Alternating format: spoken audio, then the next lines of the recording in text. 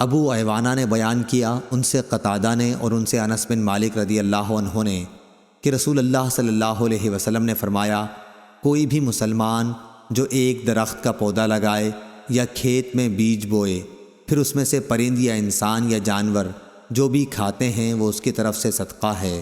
صحیح بخاری حدیث نمبر 2320۔ ابو امامہ باہلی رضی اللہ عنہ نے بیان کیا، آپ کی نظر پھالی اور کھیتی کے بعض دوسرے آلات پر پڑی۔ آپ نے بیان کیا کہ میں نے نبی کریم صلی اللہ علیہ وسلم سے سنا ہے، آپ نے فرمایا کہ جس قوم کے گھر میں یہ چیز داخل ہو جاتی ہے تو اپنے ساتھ ذلت بھی لاتی ہے۔ صحیح بخاری حدیث نمبر 2321۔ یحییٰ بن ابی کثیر نے بیان کیا، ان سے ابو سلمہ نے اور ان سے ابو ہریرہ رضی اللہ عنہ نے بیان کیا کہ نبی کریم صلی اللہ علیہ وسلم نے فرمایا، جس شخص نے کوئی کتا رکھا اس نے روزانہ اپنے عمل سے ایک قیرات کی کمی کر لی، البتہ کھیتی یا مویشی کی حفاظت کے لیے کتے اس سے الگ ہیں۔ ابن سیرین اور ابو صالح نے ابو ہریرہ رضی اللہ عنہ کے واسطے سے بیان کیا بحوالہ نبی کریم صلی اللہ علیہ وسلم کہ بکری کے ریوڑ، کھیتی اور شکار کے کتے الگ ہیں۔ ابو حازم نے کہا، ابو ہریرہ رضی اللہ عنہ نے نبی کریم صلی اللہ علیہ وسلم سے کہ شکاری اور مویشی کے کتے الگ ہیں۔ صحیح بخاری حدیث نمبر 2322۔ سائب بن یزید نے بیان کیا کہ سفیان بن ابی ظہیر نے ازد شنوہ قبیلے کے ایک بزرگ سے سنا جو نبی کریم صلی اللہ علیہ وسلم کے صحابی تھے۔ انہوں نے کہا کہ میں نے نبی کریم صلی اللہ علیہ وسلم سے سنا تھا کہ جس نے کتا پالا جو نہ کھیتی کے لیے ہے اور نہ مویشی کے لیے، تو اس کی نیکیوں سے روزانہ ایک قیرات کم ہو جاتا ہے۔ میں نے پوچھا، کیا آپ نے رسول اللہ صلی اللہ علیہ وسلم سے یہ سنا ہے؟ تو انہوں نے کہا، ہاں، اس مسجد کے رب کی قسم میں نے ضرور آپ صلی اللہ علیہ وسلم سے یہ سنا ہے۔ صحیح بخاری حدیث نمبر 2323۔ شعبہ نے بیان کیا، ان سے سعد بن ابراہیم نے، انہوں نے ابو سلمہ سے سنا اور انہوں نے ابو ہریرہ رضی اللہ عنہ سے کہ نبی کریم صلی اللہ علیہ وسلم نے فرمایا، بنی اسرائیل میں سے ایک شخص بیل پر سوار ہو کر جا رہا تھا کہ اس بیل نے اس کی طرف دیکھا اور اس سوار سے کہا کہ میں اس کے لیے نہیں پیدا ہوا ہوں، میری پیدائش تو کھیت جوتنے کے لیے ہوئی ہے۔ آپ نے فرمایا کہ میں اس پر ایمان لایا اور ابو بکر و عمر رضی اللہ عنہ بھی ایمان لائے۔ اور ایک دفعہ ایک بھیڑیے نے ایک بکری پکڑ لی تھی تو گڈریے نے اس کا پیچھا کیا۔ بھیڑیا بولا، آج تو اسے بچاتا ہے، جس دن مدینہ اجاڑ ہوگا درندے ہی درندے رہ جائیں گے، اس دن میرے سوا کون بکریوں کا چرانے والا ہوگا؟ آپ نے فرمایا کہ میں اس پر ایمان لایا اور ابو بکر و عمر رضی اللہ عنہ بھی۔ ابو سلمہ نے کہا کہ ابو بکر و عمر رضی اللہ عنہ اس مجلس میں موجود نہیں تھے۔ صحیح بخاری حدیث نمبر 2324۔ ابو زناد نے بیان کیا، ان سے اعرج نے اور ان سے ابو ہریرہ رضی اللہ عنہ نے بیان کیا کہ انصار نے نبی کریم صلی اللہ علیہ وسلم سے کہا کہ ہمارے باغات آپ ہم میں اور مہاجر بھائیوں میں تقسیم فرما دیں۔ آپ صلی اللہ علیہ وسلم نے انکار کیا تو انصار نے مہاجرین سے کہا کہ آپ لوگ درختوں میں محنت کرو، ہم تم میوے میں شریک رہیں گے۔ انہوں نے کہا، اچھا، ہم نے سنا اور قبول کیا۔ صحیح بخاری حدیث نمبر 2325۔ عبداللہ بن عمر رضی اللہ عنہ نے بیان کیا کہ نبی کریم صلی اللہ علیہ وسلم نے بنی نظیر کے کھجوروں کے باغ جلا دیے اور کاٹ دیے۔ انہی کے باغات کا نام بویرہ تھا، اور حسان رضی اللہ عنہ کا یہ شعر اسی کے متعلق ہے، بنی لوئی قریش کے سرداروں پر غلبے کو بویرہ کی آگ نے آسان بنا دیا جو ہر طرف پھیلتی ہی جا رہی تھی۔ صحیح بخاری حدیث نمبر 2326۔ یحییٰ بن سعید نے خبر دی، انہیں حنظلہ بن قیس انصاری نے، انہوں نے رافع بن خدیج رضی اللہ عنہ سے سنا، وہ بیان کرتے تھے کہ مدینے میں ہمارے پاس کھیت اوروں سے زیادہ تھے، ہم کھیتوں کو اس شرط کے ساتھ دوسروں کو جوتنے اور بونے کے لیے دیا کرتے تھے کہ کھیت کے ایک مقررہ حصے کی پیداوار مالک زمین لے گا۔ بعض دفعہ ایسا ہوتا کہ خاص اسی حصے کی پیداوار ماری جاتی اور سارا کھیت سلامت رہتا، اور بعض دفعہ سارے کھیت کی پیداوار ماری جاتی اور یہ خاص حصہ بچ جاتا۔ اس لیے ہمیں اس طرح معاملہ کرنے سے روک دیا گیا۔ اور سونا اور چاندی کے بدل ٹھیکہ دینے کا تو اس وقت رواج ہی نہ تھا، نقدی کرائے کا معاملہ اس وقت نہیں ہوا کرتا تھا۔ صحیح بخاری حدیث نمبر 2327۔ عبداللہ بن عمر رضی اللہ عنہ نے خبر دی کہ رسول اللہ صلی اللہ علیہ وسلم نے خیبر کے یہودیوں سے وہاں کی زمین میں پھل، کھیتی اور جو بھی پیداوار ہو اس کے آدھے حصے پر معاملہ کیا تھا۔ آپ صلی اللہ علیہ وسلم اس میں سے اپنی بیویوں کو 100 وسق دیتے تھے، جس میں 80 وسق کھجور ہوتی اور 20 وسق جو۔ پھر حضرت عمر رضی اللہ عنہ نے اپنے عہد خلافت میں جب خیبر کی زمین تقسیم کی تو ازواج مطہرات کو آپ نے اس کا اختیار دیا کہ اگر وہ چاہیں تو انہیں بھی وہاں کا پانی اور قطع زمین دے دیا جائے یا وہی پہلی صورت باقی رکھی جائے۔ چنانچہ بعض نے زمین لینا پسند کیا اور بعض نے پیداوار سے وسق لینا پسند کیا۔ حضرت عائشہ رضی اللہ عنہا نے زمین ہی لینا پسند کیا تھا۔ صحیح بخاری حدیث نمبر 2328۔ یحییٰ بن سعید نے بیان کیا، ان سے عبید اللہ نے، ان سے نافع نے اور ان سے عبداللہ بن عمر رضی اللہ عنہ نے کہ نبی کریم صلی اللہ علیہ وسلم نے خیبر کے پھل اور اناج کی آدھی پیداوار پر وہاں کے رہنے والوں سے معاملہ کیا تھا۔ صحیح بخاری حدیث نمبر 2329۔ عمر بن دینار نے کہا کہ میں نے طاؤس سے عرض کیا، کاش آپ بٹائی کا معاملہ چھوڑ دیتے، کیونکہ ان لوگوں رافع بن خدیج اور جابر بن عبداللہ رضی اللہ عنہم وغیرہ کا کہنا ہے نبی کریم صلی اللہ علیہ وسلم نے اس سے منع فرمایا ہے۔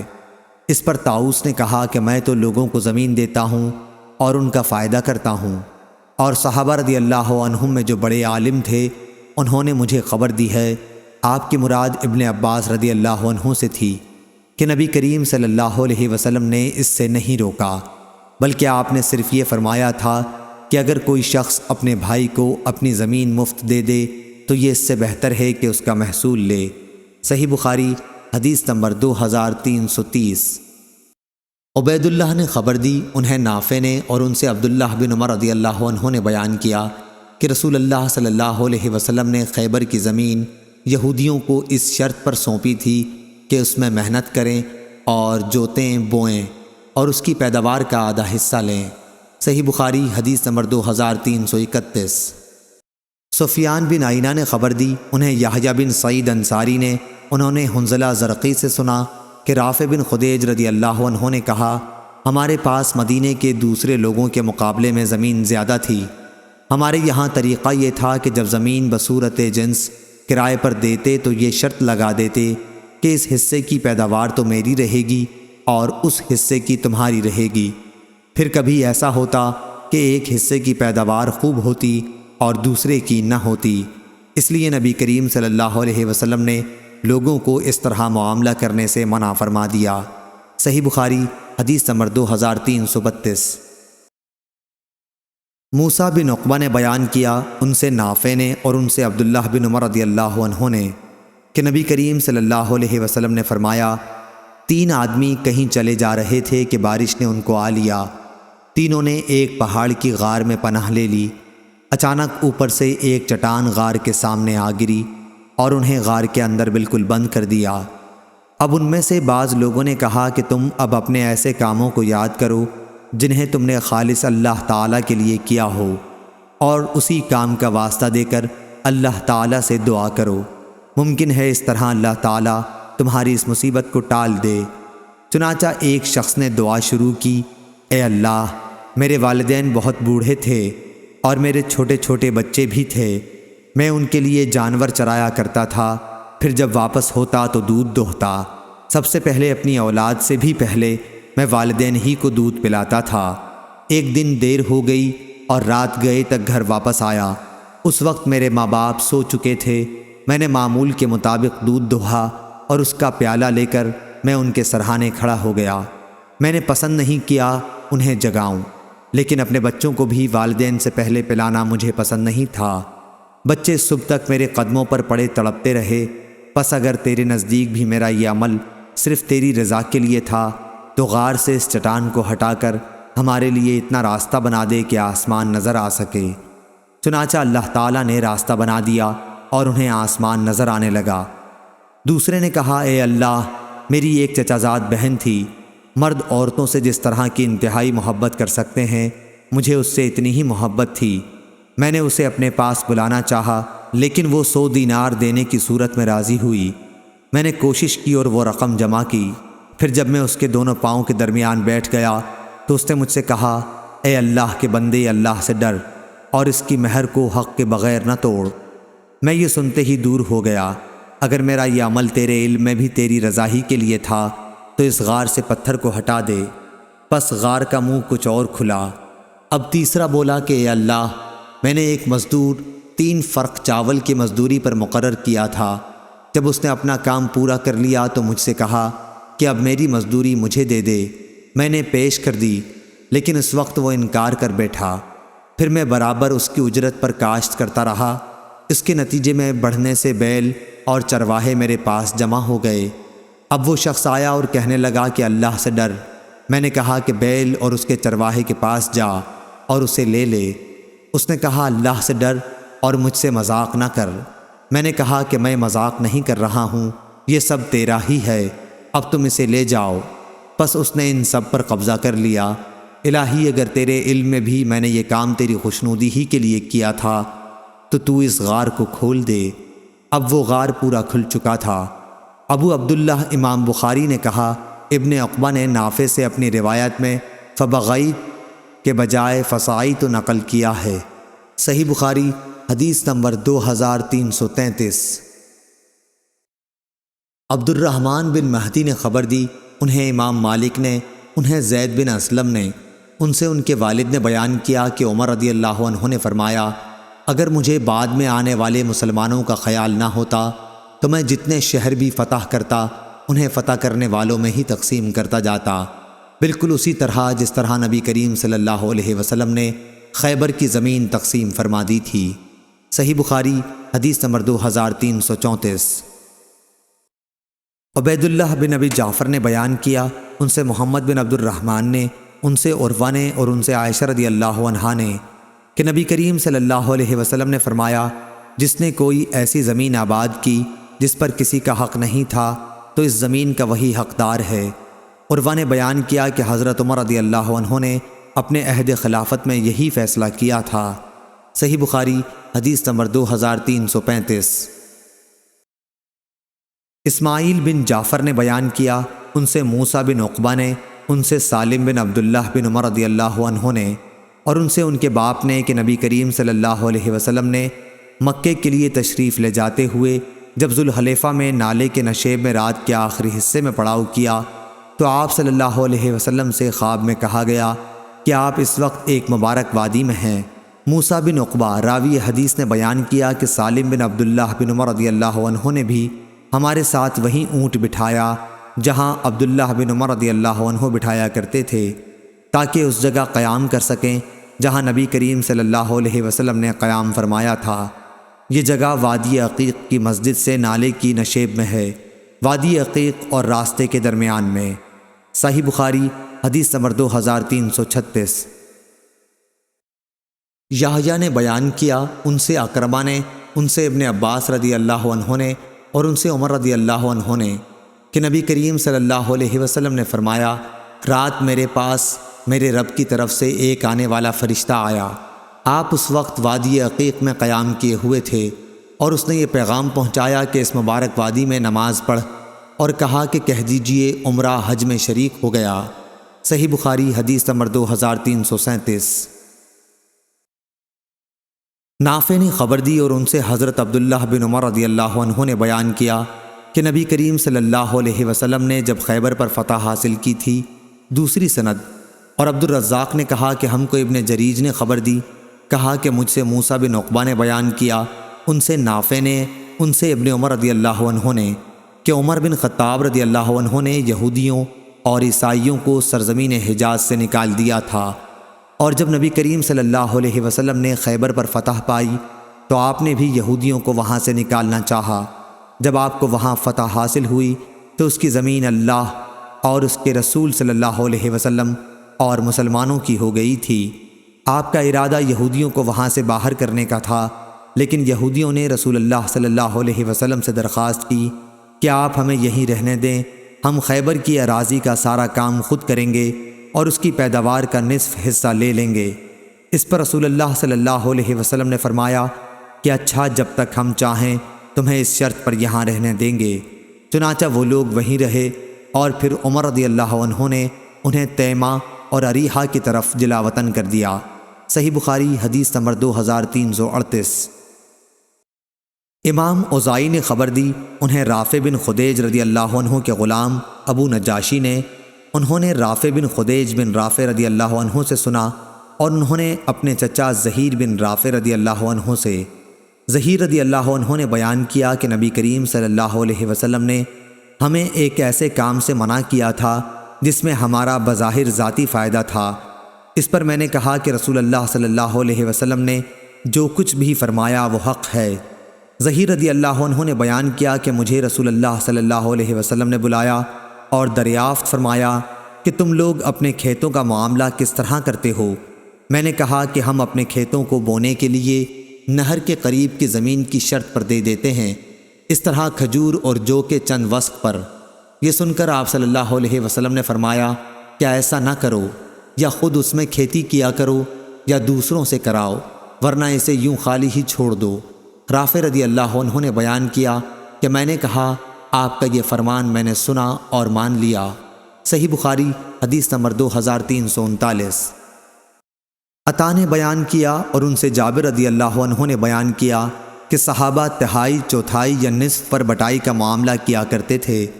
پھر نبی کریم صلی اللہ علیہ وسلم نے فرمایا کہ جس کے پاس زمین ہو تو اسے خود بوئے، ورنہ دوسروں کو بخش دے، اگر یہ بھی نہیں کر سکتا تو اسے یوں ہی خالی چھوڑ دے۔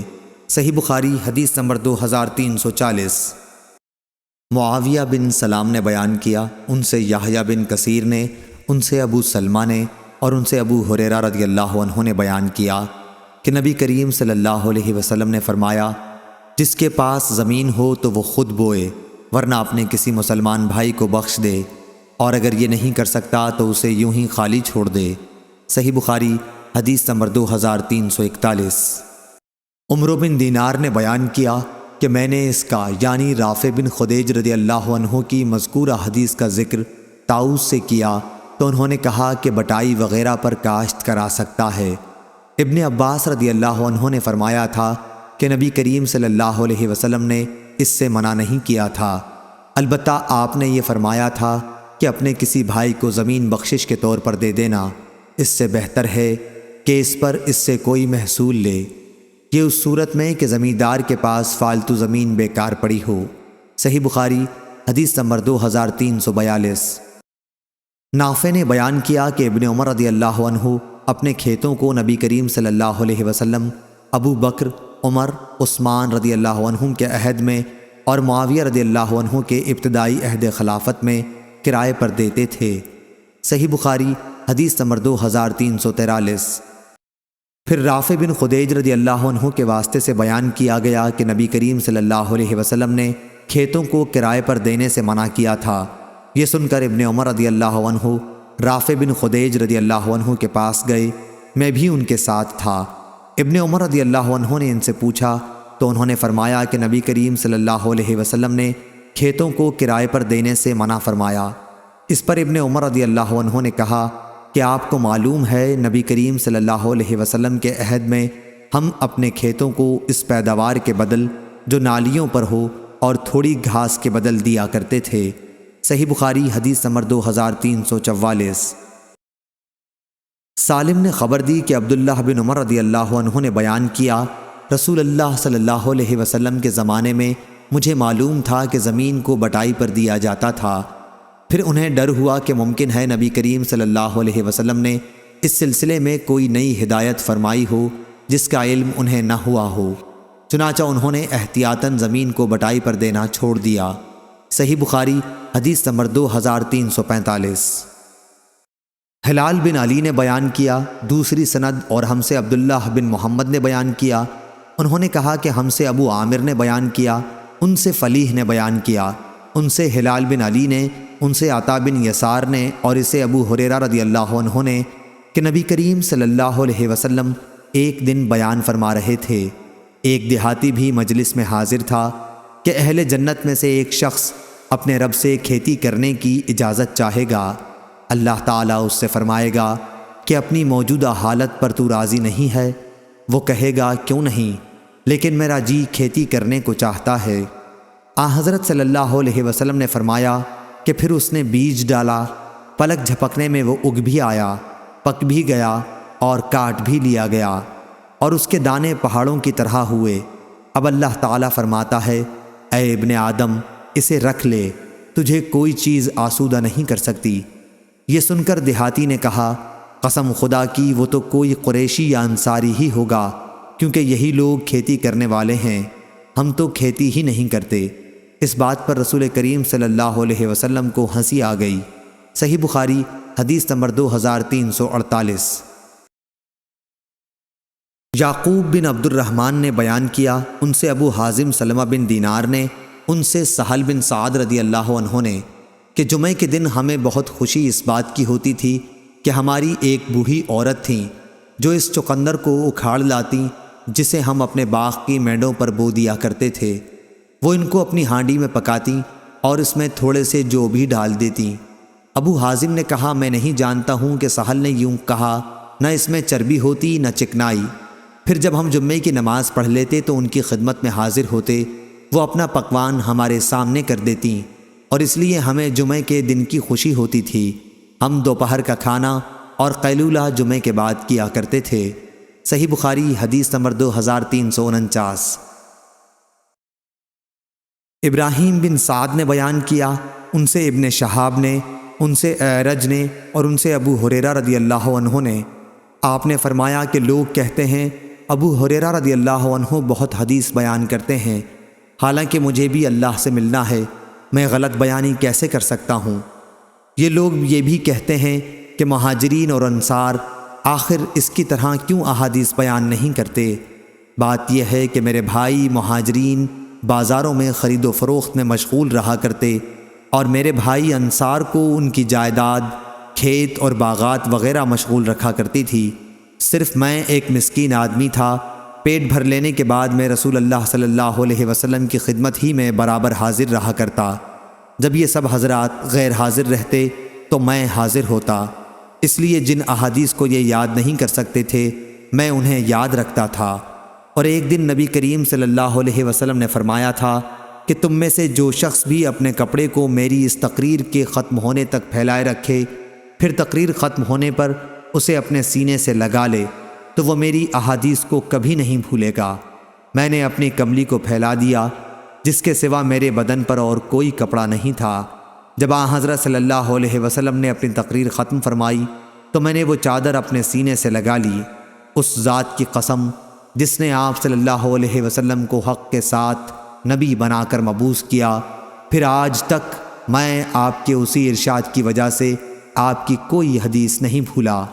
اللہ گواہ ہے کہ اگر قرآن کی 2 آیتیں نہ ہوتیں تو میں تم سے کوئی حدیث کبھی بیان نہ کرتا۔ آیت ان الذین یکتمون ما انزلنا من البینات سے اللہ تعالیٰ کے ارشاد الرحیم تک، جس میں اس دین کے چھپانے والے پر جسے اللہ تعالیٰ نے نبی کریم صلی اللہ علیہ وسلم کے ذریعے دنیا میں بھیجا ہے سخت لعنت کی گئی ہے۔ صحیح بخاری حدیث نمبر 2350۔